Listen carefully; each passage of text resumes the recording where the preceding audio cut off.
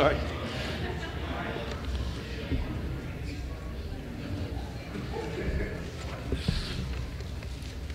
Good morning, everybody. Thank you for joining us today. I'm particularly thrilled that Freeholder Director Ron Rios is here and Mayor Jim Cahill of New Brunswick is here. Two outstanding leaders.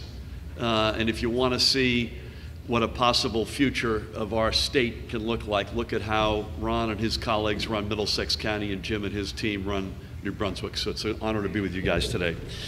And thanks everybody else for joining us. I'm also particularly thrilled to have our acting, and I hope about shortly to be confirmed officially, Diane Gutierrez Schochet, our Department of Transportation Commissioner. A real treat to have you on board, Diane. We make a habit of only meeting in train stations, so I think we may want to mix that up. And we, Diane and I, and Sheila Oliver, with us in spirit, in absentia, are incredibly proud to introduce the next Executive Director of New Jersey Transit, Kevin Corbett, to my left. So Kevin, welcome aboard, buddy.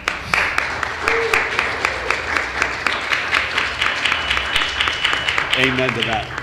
He's joined today by his wife Siobhan and his son Alden, who is filming these proceeds for posterity. It's a great treat to have you all here as well. In a state that is full of tough jobs, Kevin is certainly taking one of the toughest, turning around New Jersey Transit and making it a system that commuters can rely on for safe, convenient, and on-time travel. Unfortunately, right now, too many commuters don't consider NJ Transit any of those things. I've heard stories of commuters left stranded on a station platform or in a bus kiosk for a ride that never came or came too late. I frankly have experienced it myself. I share in their frustration. As I've said many times before, given our location and our density, you'd think that the one thing we would have gotten right would be commuter rail and bus. We cannot consider it progress when we improve to having only the second most train breakdowns among the nation's large mass transit systems. There shouldn't be any celebration when we hold steady at number 6 in terms of bus breakdowns. Starting today, we will begin to measure success by actually getting better, not because NJ Transit didn't get any worse or because somebody else had a worse year than we had. And starting today, we will no longer look at NJ Transit within a frame as merely being a collection of trains and buses, but rather as a broader and integral part of our state's economic future and the means through which we can build stronger and fairer communities. This is the standard that Diane and I know Kevin will bring to this position. I have said that New Jersey can be the turnaround story of the United States of America, and no job and no entity represents that more starkly or clearly than NJ Transit and its leadership. It will not be easy, of that we are certain. There are years of overlooked issues to account for, but with the right leadership, and we think we've got just that, we can yank this system back from the brink. Kevin will bring that leadership. For decades, Kevin has lived and breathed transportation and infrastructure. As a senior executive at AECOM, one of the world's leading and most respected infrastructure companies, at the Regional Planning Association, at the Tri-State Transportation Campaign, and at the Empire State Development Corporation, and on the numerous other boards on which he has served, Kevin has been at the head table designing and implementing solutions for some of the most pressing transportation issues that face not just our state, but our entire region. Things like the Moynihan Station and Penn Station, the Gateway Tunnel, path restoration after the 9/11 attacks, among many other key projects. He understands the need for collaborative processes and solutions. He recognizes that while the words New Jersey Transit are emblazoned on every train and bus and in every station and kiosk, NJ Transit does not operate in a vacuum. This breadth of experiences and breadth of vision is exactly what we need now at New Jersey Transit. I will not accept, Diane will not accept, and neither will Kevin, a continuation of the status quo. We will not accept answers of, that's just how it's done, or you can't, or that's not my job. This is how we got into the position that we're in to begin with. I won't stand for it, and we won't stand for it. And I know Kevin won't either. The culture in the top floors of NJ Transit is going to change. And I say the top floors, I want to make this point that we've made several times over the past number of weeks. This is a failure of leadership. There are really outstanding men and women who go to work measured in thousands every single day at NJ Transit trying to do the right thing. This is a question of changing leadership, its culture, its persona. Quite frankly, building a stronger and fairer economy becomes much tougher if you don't have a functioning, safe, and reliable mass transit system stitching our state together. We cannot take advantage of our location next to the largest market in the world up north and next to one of the largest markets in the country down south without a mass transit system that can reliably get riders in and out of New York and Philadelphia. We cannot create the tight-knit communities that are inviting to millennials and to new businesses without mass transit. And especially for those longtime residents who have fought and stayed in our urban centers, they cannot get to that next job or even get through their normal day without functioning mass transit. New Jersey Transit is one of the linchpins for a stronger economic future for our state that benefits all corners of our state.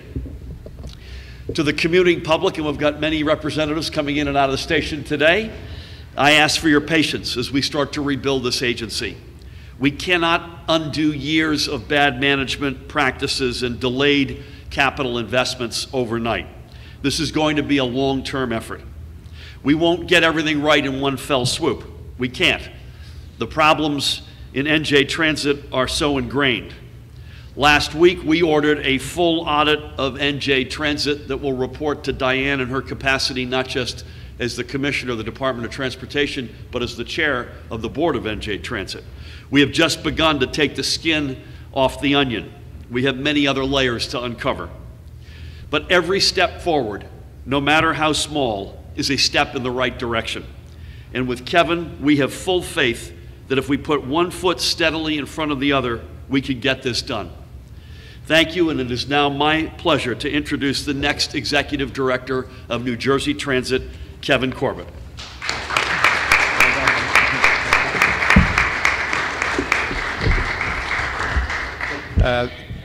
Thank you, Governor Murphy. I would also particularly like to thank the governor's team. It's a great team to be working with from policy on up, and particularly the gift that he gave me by having Diane as chair of NJT board.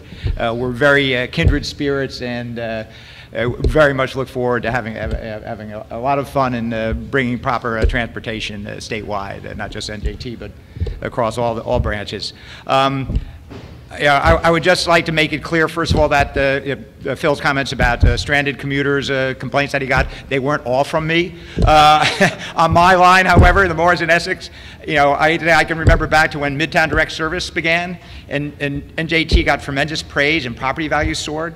This past summer from hell, for those of us on the M&E, we learned the mantra, improvise, adapt, overcome. And while that may be okay for the U.S. Marine Corps as a mantra, that should not be the mantra for New Jersey Transit commuters.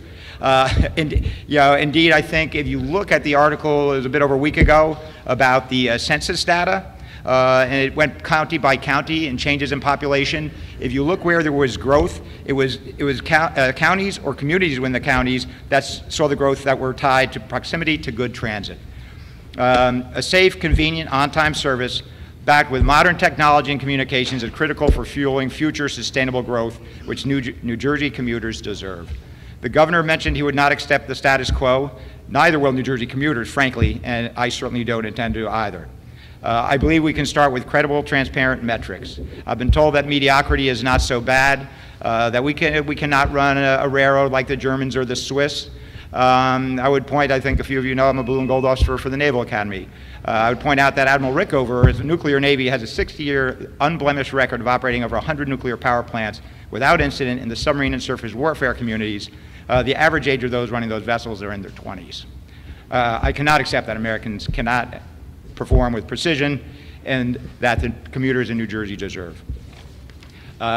In closing, most importantly, I think we need to rebuild, as the governor mentioned, rebuild a professional, motivated, and accountable team at New Jersey Transit. There are a lot of good people. We need to get them motivated and bring on other people to supplement and rebuild it to where it is. It's the human element that's most important. Beyond New Jersey Transit, I also see distinct opportunities in deepening our relationships with our colleagues at Amtrak, Port Authority, the MTA, related federal agencies, particularly the FRA. I think there's a lot of opportunities where New Jersey Transit can come back to being the player it was years ago, 10 years ago or more. In closing, I would be remiss if I didn't mention, though, my wonderful wife, Siobhan. It's ironic that we're actually holding this here. Almost 30 years ago, I started commuting down from New York when she was taking her call as a surgical resident at Robert Wood Johnson. And her lab right now in the medical education building overlooks the tracks. So for anybody who's worried about me being too biased about the M&E, the backup complaint department for the Northeast Corridor line is in the medical education building. And certainly my son Alden and my other children out here have been great support and encouraging me to take the position. And with that, Governor. Well done, Kevin. Congratulations.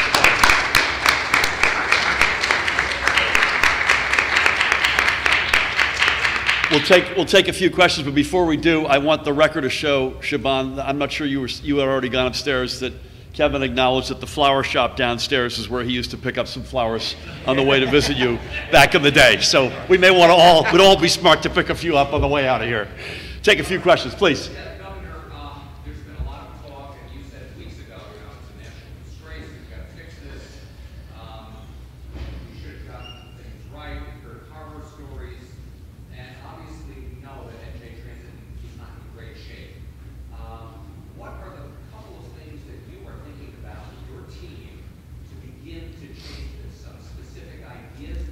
Yep. That are in the mix that you're thinking about, and as a follow to that, the NJ whistleblower who testified a couple of weeks ago was fired and was told to not put anything down in writing.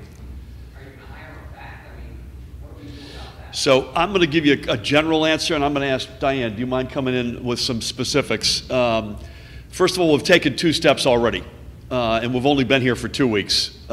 Number one, last week we announced we called for an audit, a full audit to be done plus or minus over a period of 3 months. That is going to report up to the commissioner, and Diane has started the early steps of that. Too early, I think, probably to tell you all the progress, but that is one step. And secondly, leadership. And we're here today to announce we're turning the page on the boss, on the executive director. And as I mentioned, there are a lot of good folks who work at NJ Transit. It's leadership, and it begins with the top position. And working in concert with the commissioner as chair of NJ Transit, we couldn't have a better top team. Obviously, a lot more changes to come. I'd love Diane to come in and just talk about some more specific stuff. So the governor mentioned the audit. We'll be putting together a full scope that will be operational and financial so that we can get a full picture of New Jersey Transit today as a benchmark. That's important to us in order to then finally make plans to start correcting that path. And as the governor said, that's not something that happens overnight. We need to really spend some time looking at how the operation works. I fully agree there are a lot of good people at Transit. I started last Wednesday at DOT, and on Thursday I spent a full day at New Jersey Transit and met with the senior leadership team. We have suggestions that we'd like at first to at least present to the governor to make some immediate corrections to daily service and to try to help do some immediate remediation on the train sizes and the capacity so that folks aren't waiting on platforms as long or perhaps having to be in crowded cars. These are some simple steps. Please don't expect that we're going to come up with these once a week. We can do some things immediately that make it better. Then we're going to have some short-term goals, some middle-term goals, and some long-term goals. And bringing Kevin on is going to help me do that because I only have 2 hands. But I do agree with the governor. There is a tremendous staff at New Jersey Transit just waiting for the right leadership to come in and, again, empower them to do the job that they know how to do best. And we're just there to guide them and give them the tools. Amen. Well said. Please.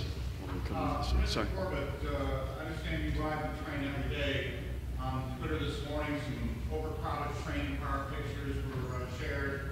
The performance for the morning peak on the Northeast Corridor in December was 80%. Do you have any observations from your perspective as a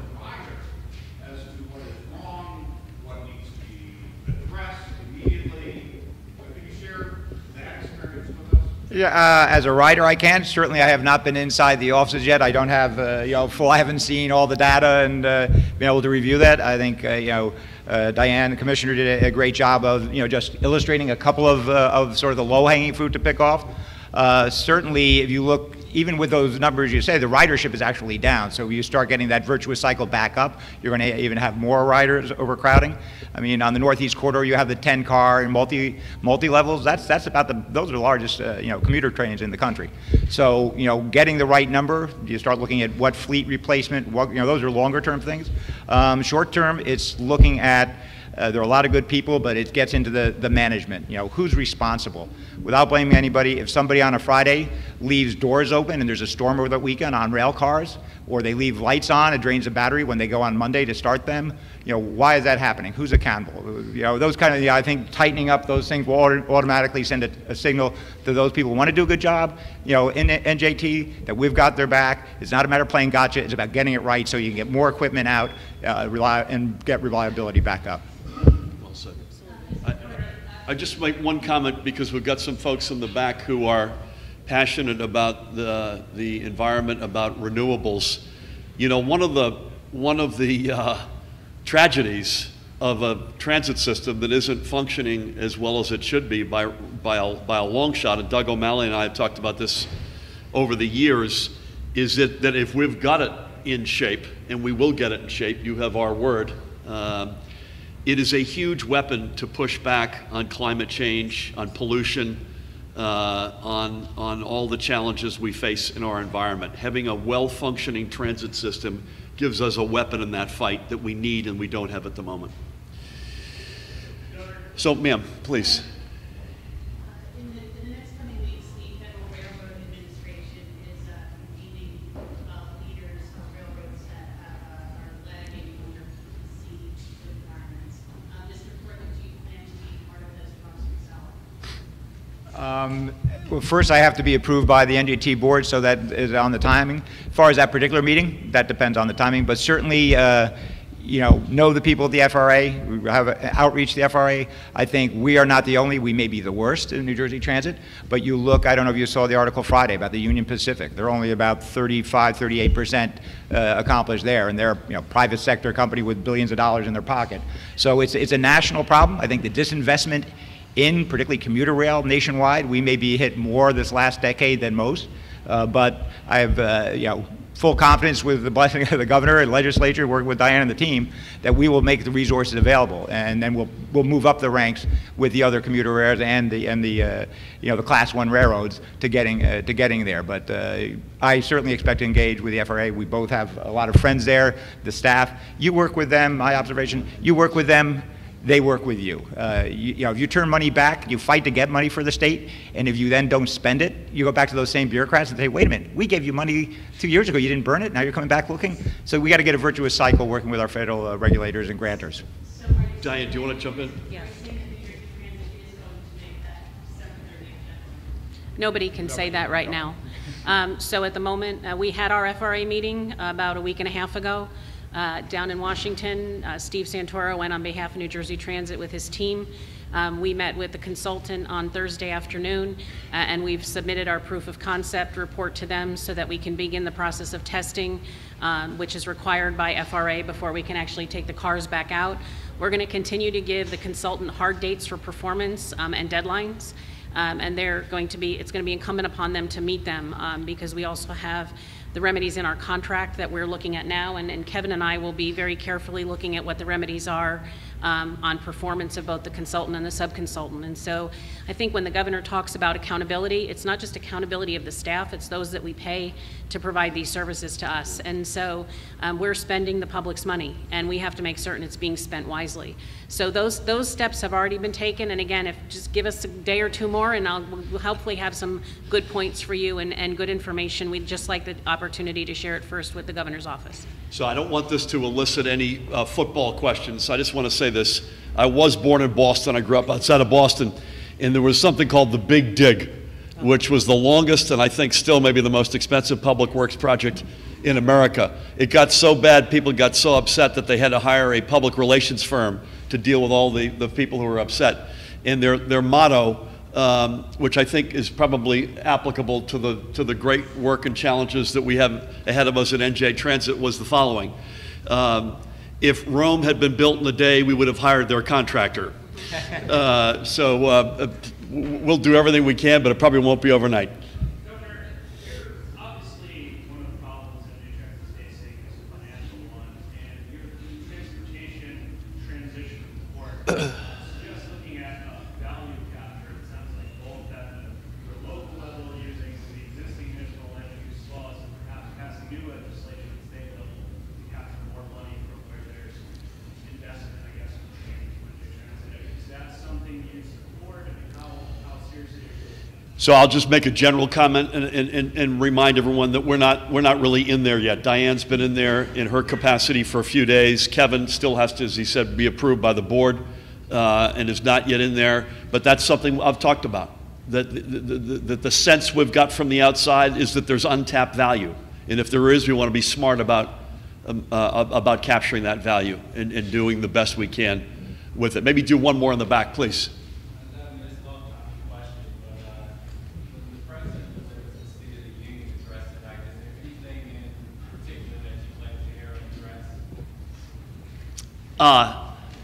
Yes.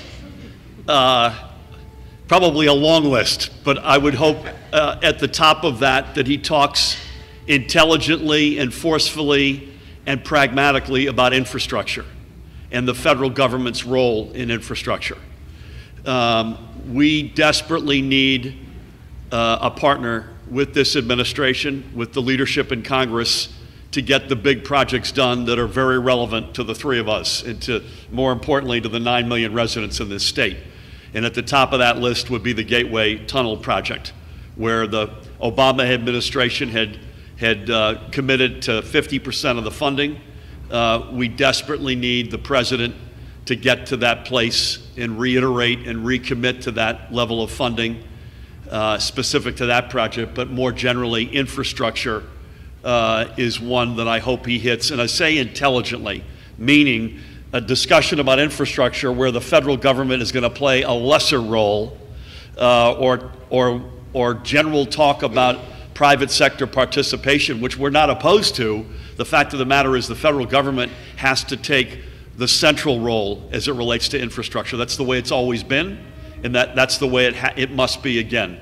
And I hope the president does take that approach, and if he does, New Jersey will be a big winner. Thank you all for coming out today.